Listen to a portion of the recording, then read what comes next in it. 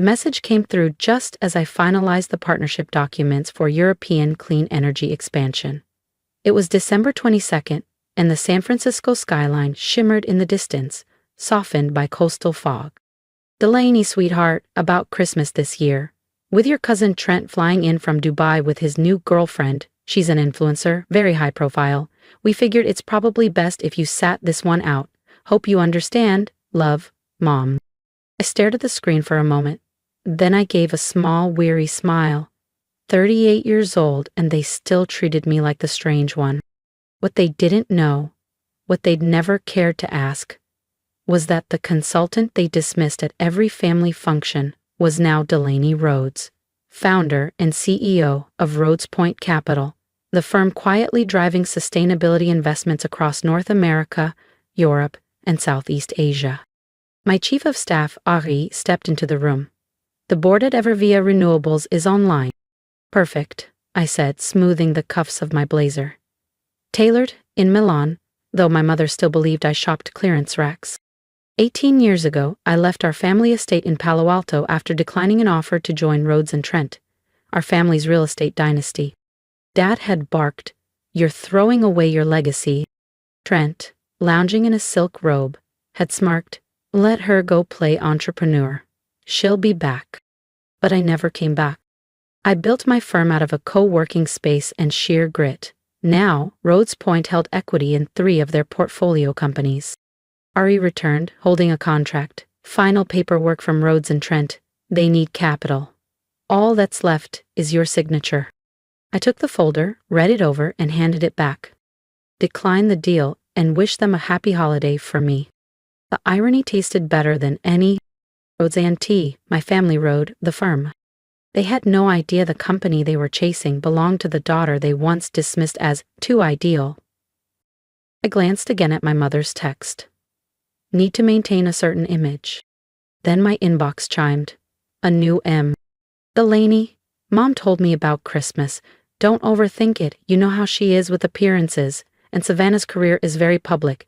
It's just cleaner this way. Maybe once you're more Once I repeated. Rosenavid.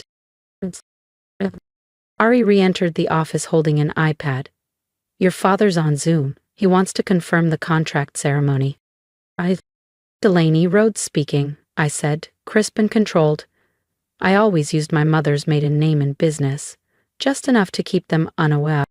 Facing my fears after weeks of intense interruptions, I escaped from the small town and went to the big city to try my startup was a phase. Just checking everything's on track for tomorrow, yes? This deal is crazy.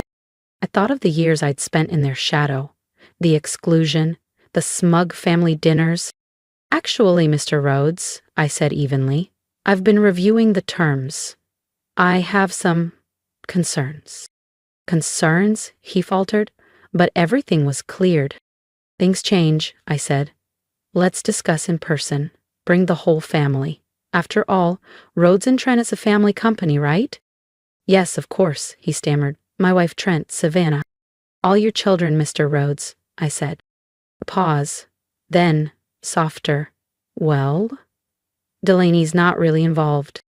I didn't blink. All your children. Understood, he murmured. Good, I said, and ended the call. Tomorrow would be memorable.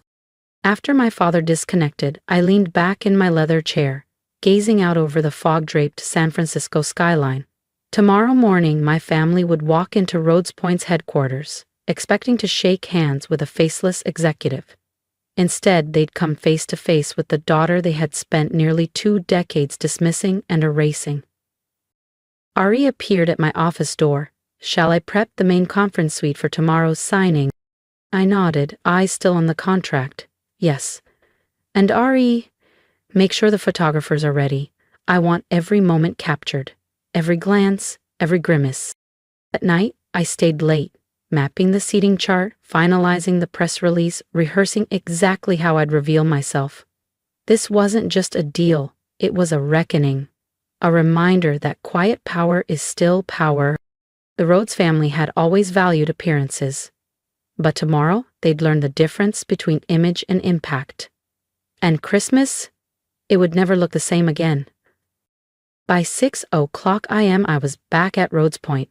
The 47th floor executive suite gleamed, fresh orchids, imported walnut, and floor-to-ceiling glass framing the Bay Bridge beyond. Ari entered, composed as always. "Your family just arrived. Should I bring them up?" I checked my reflection in the glass. Gone were the cardigans and flats they remembered. Today I wore a tailored charcoal suit from Milan, Louboutin heels, and my grandmother's Cartier watch, her final gift, before the family exiled me. "Let them wait," I said, adjusting the cuff. "I'll make an entrance." 20 minutes later, I stood in my private elevator, watching the numbers tick upward. My phone buzzed. Another message from my mother. "Delaney, where are you? Your father says this meeting is crucial. Don't embarrass us." I smirked, slid the phone into my pocket. Through the conference room glass, I saw them, Dad pacing, Mom fixing Trent's cufflinks, Savannah rehearsing her polished smile, the senator flipping through the contract, bored. I gave Ari a small nod. Ari opened the doors with calm precision. "Ladies and gentlemen," she announced, "Miss Delaney Rhodes, CEO of Rhodes Point Capital." The room fell into stunned silence. The energy shifted instantly, thick, sharp, electric. My heels echoed against the polished stone floor as I walked in, every step measured. Then, crash. My mother's champagne flute slipped from her hand, shattering against the walnut conference table. My father's expression went ghostly. Rage flickered, then crumbled into disbelief. But it was Trent's silence I savored most. The golden boy, the future heir, frozen, jaw slack. "Good morning," I said, smoothly taking my seat at the head of the table. "Shall we begin?" This is nonsense," my father stammered. "You're just a consultant, a hobbyist." "Am I?" I opened a matte black folder, flipping to the first page. "Because these documents say I'm the CEO of the firm you've been negotiating with for the past 6 months, Rhodes Point Capital." The senator straightened, suddenly focused. "Excuse me? What exactly is happening here?" "Oh," I said, turning to Savannah with a smile that didn't reach my eyes. I would have loved to explain it over Christmas dinner. But I wasn't invited. Something about optics, wasn't it? My mother opened her mouth. "Delaney, darling, this has clearly been a misunderstanding." "Has it?" I interrupted, voice cold. I tapped the table. The wall screen blinked to life. "Let's review, shall we? Here's your text, Mom, asking me to stay away from Christmas. Here's Trent implying my work was a phase. And here," I tapped again, "is Dad begging for this partnership, unaware he was begging his daughter." Silence. Ari moved between chairs, distributing fresh contract copies. Dad flipped his open, frowning. "These aren't the same terms. These are different," I said calmly. "I've made revisions. I've had years to decide exactly how this plays out." Savannah leaned forward. "You can't do this. Rhodes and Trent has plans, global expansion, outside investors." I looked at her, unbothered. "And now, you'll need mine." "Like how I had plans when I started Rhodes Point with zero support," I said, my voice steady, "when I was the punchline at every holiday dinner?" "That was different," my mother whispered. "We were trying to protect you from disappointment." "No," I said, rising from my seat. My voice sliced through the air. "You weren't protecting me. You were protecting your reputation." I turned to the glass wall behind me, gesturing to the city glittering beyond. "Well, congratulations. By the end of today, the entire business world will know exactly who the Rhodes family really is." I adjusted the cuff of my blazer. "The partnership is off," I said, calm and final. Rhodes Point is moving forward with acquiring Evervia Renewables independently.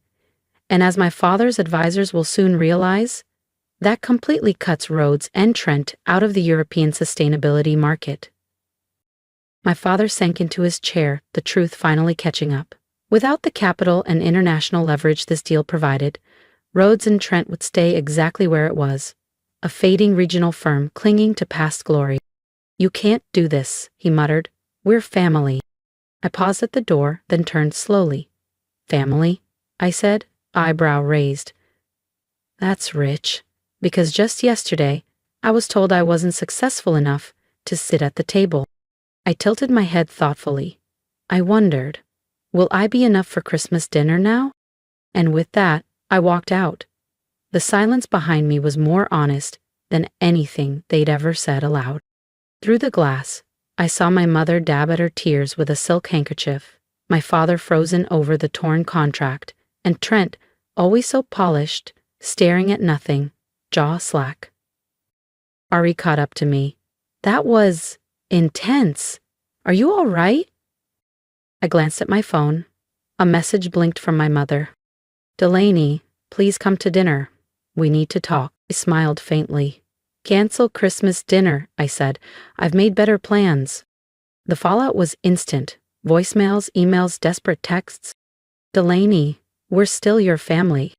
You're destroying us. This isn't how family solves things. Please, just talk to us. I didn't respond to their texts. Rhodes Point finalized the acquisition of Evervia Renewables, while Rhodes and Trent stock began a slow, humiliating descent. The headlines were brutal. RH, Rhodes and Trent stumbles in international push. Deal collapsed, exposes legacy firm's weakness. Rhodes sorts surges ahead in green energy sector. 1 week later, I sat in my office, reviewing acquisition proposals from 2 biotech startups, when Ari stepped in again. Your cousin's here, she said, 3rd time this week, but today, he came alone. I tapped the security feed. Trent stood quietly in the marble lobby, no perfect smile, no media-ready posture. His tie hung loose, his eyes looked hollow. Something had shifted. Send him up, I said after a pause. He entered slowly, taking in the high ceilings, the clean lines, the view. His eyes lingered on the subtle displays of power and taste. The oil painting, the Kyoto bonsai, the quiet authority of space earned, not inherited. Nice office, he said at last. Bigger than mine at Rhodes and Trent, though I guess that's not saying much now. What do you want, Trent? He sank into the chair across from me. No arrogance, just weariness. Savannah called off the engagement. I raised an eyebrow. The picture-perfect influencer couldn't handle a few bad headlines. She said I don't fit her brand anymore. He gave a joyless laugh. Said I've lost the shine. The irony was thick. Dad's spiraling, the board's restless, Mom's hiding from the club circuit, everything's unraveling. Because of me? I asked calmly. No, he admitted. Because we built everything on a facade, just like I did with Savannah. I studied him for a moment, then nodded. You treated success like it came in one look. I never matched it. I deserve that, he said softly. You deserved a lot more, I said, my voice sharpening. Do you have any idea what it felt like? Watching you all toast each other's success while pretending I didn't exist? Mom threw garden parties for every one of your promotions. She never even remembered what I did. We thought you were floundering. You never asked, I snapped, rising to my feet.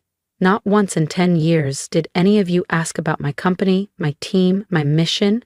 You were too busy dismissing me to realize I'd outpaced you all. Trent said nothing. His silence was the most honest thing he'd given me in years. Then his eyes filled, real tears, not the kind meant for photo ops or press conferences. I was awful to you. Yes? Can you forgive me? I looked at him, steady and unmoved. Forgiveness isn't the obstacle, Trent. Trust is. And that has to be earned. Suddenly, the door burst open. My parents strode in, brushing past Ari's protests. Delaney, my father barked, though his voice no longer carried its usual thunder. This has gone on long enough, he continued. You've made your point. Oh, I replied coolly. And what point is that? That's you're successful, my mother panted. That we underestimated you.